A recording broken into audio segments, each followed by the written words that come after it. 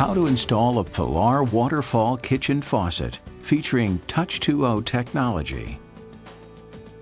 The goal of this video is to walk you through installing your 3-hole kitchen faucet featuring Touch 2.0 technology. We will be using the faucet design shown here, although your faucet may look different since designs and finishes will vary. As with any faucet installation, check to make sure everything is in the box using the Quick Start Guide or the Maintenance and Installation Guide for reference. Before you begin, you'll want to assemble the tools you'll need for the job, like 2 adjustable wrenches, a Phillips head screwdriver, safety goggles, and you may want to have a flashlight handy to help you see under the sink. You may also need silicone if the surface of your counter or sink is uneven. The first step is installing the spout. The instructions for this step vary depending upon whether you have a top mount or under mount sink. A top mount sink has a rim around the sink and has been set in on top of the counter. The mounting for an undermount sink is not visible from above the counter and does not have a rim around the sink.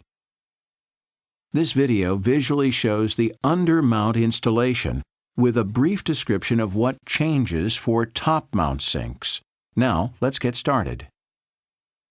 For this step, you will need packet 1, the isolation plate, and the spout from the box. You will also need your Phillips screwdriver. Open packet 1 and remove the black LED base and the white gasket. Insert the gasket into the groove and press so that it seats or fits snugly all the way around. Then start the screws into the mounting nut. Set aside for the moment. Slide the base and gasket over the supply lines and position in place at the base of the spout. Now feed the supply lines through the sink, making sure that the F indicator on the front of the spout shank is facing forward.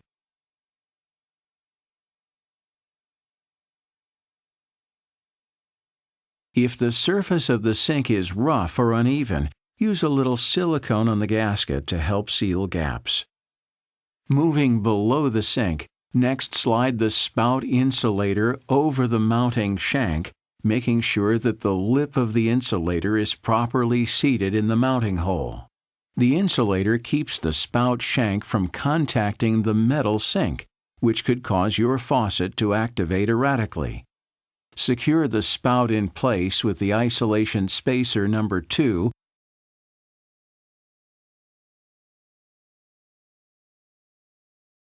followed by the washer and mounting nut.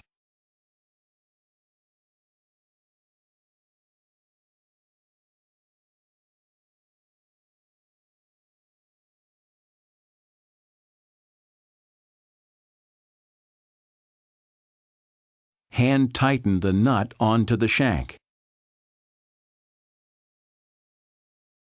Lastly, tighten the jack screws with the Phillips screwdriver, taking care not to over-tighten.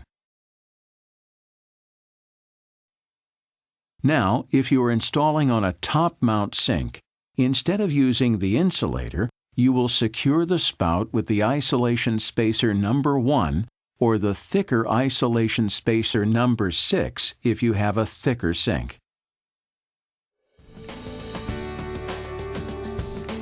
Next, we'll install the valve. For this step, you will need packet 2 from the box, plus the faucet valve, solenoid valve, and hose. Start by sliding the white gasket up over the supply lines and into the groove in the base of the valve assembly. With the handle in the off position, pointing forward toward the sink, feed the supply lines and wires through the hole in the sink.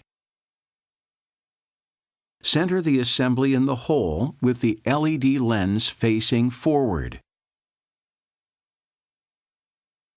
Again, if the sink surface is rough or uneven, just apply silicone to the gasket to fill in any gaps. Below the sink, use the mounting bracket to secure the valve assembly to the sink, placing the nut within the special wrench thread onto the rod. Tighten the nut securely to the sink. If necessary, you can add the spacer before the nut. Now we'll put the solenoid into place.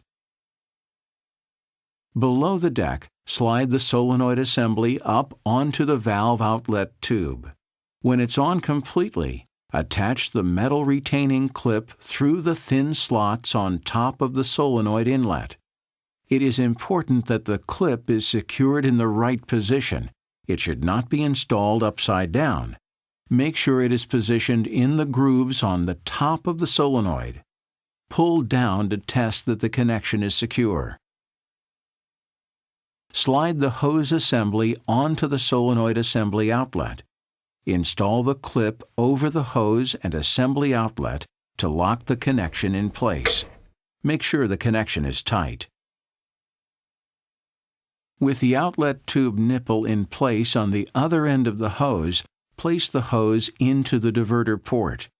Snap the blue clip over the port nipple connection to lock it into place. Again, make sure the connection is tight. Step 3 is installing the side spray. If you are not installing a side spray, you may proceed to Step 4. For this step, you will need packet 3 from the box plus the side sprayer. Set aside the battery box and batteries. Place the trim ring over the spray support, and then place them into the outer hole on the sink. Below deck, secure by tightening the nut by hand.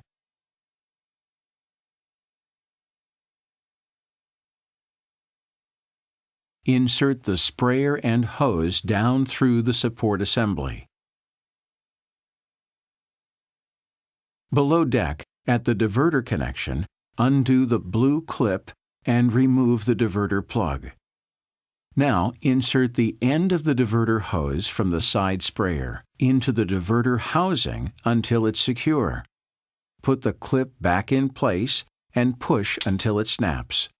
Pull to test that the connection is secure. The next step is to make the wiring connections.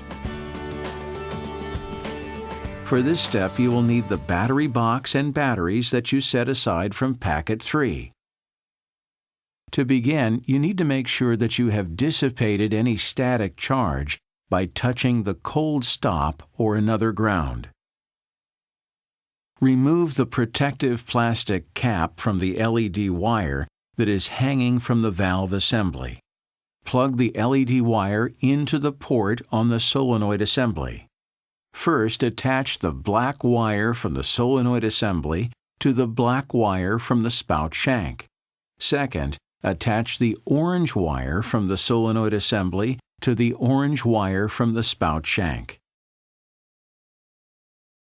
Remove the backing from the wire housing clip and adhere to the interior cabinet wall near the solenoid. Feed only the orange LED wire through the clip. All electrical connections must be made before you load the batteries. With 6 AA batteries in place within the pack, connect the wire from the solenoid to the top of the battery pack. Place the battery pack flat on the cabinet floor at least 2 inches from the cabinet walls and other objects. If your battery pack doesn't reach the floor, you can set it on a non-metallic object at least 2 inches from the cabinet walls. Make sure wires are not twisted or touching one another. Now you will need to connect the water lines. For this step, you will use packet 4 from the box. You will also need 2 adjustable wrenches. Remove the check valves and ferrules from the bag. You'll need to install these onto the supply stops. If ferrules and nuts are already present on your stops, you must remove them. The check valves and ferrules provided with your faucet are essential for the faucet to operate properly. Starting with the cold water line, insert the ferrule into the cold water stop. Screw on the check valve by hand tightening. Then take the adjustable wrench and make one full turn to finish tightening the check valve into place. It is very important not to over-tighten the check valve. Now, do the same for the hot water stop.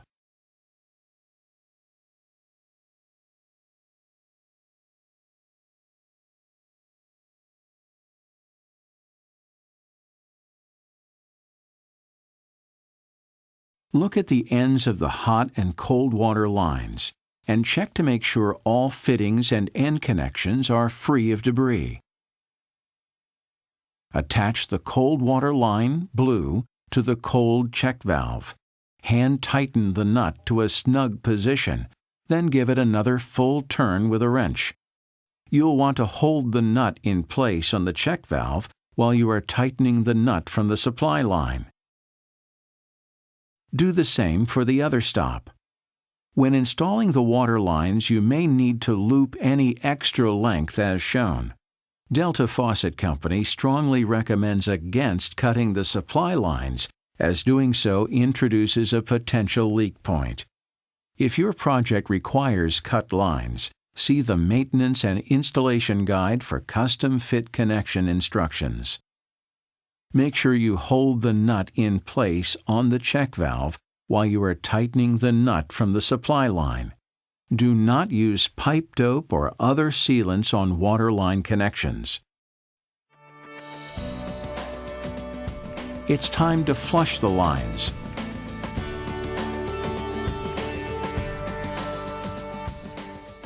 First, turn on both hot and cold water supplies. Use the tool provided to remove the aerator from the spout. This will allow any debris in the lines to pass through the faucet without clogging the aerator. Put the handle in the full-on mixed position. Then flush water lines for about 1 minute. Check under the sink to make sure there's nothing that will interfere with the electrical connections. Then check the connections to the solenoid and the connections at the stops for any leaks.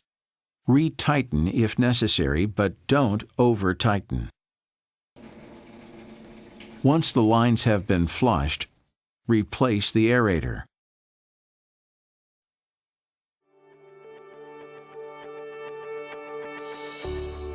It's time to test the faucet.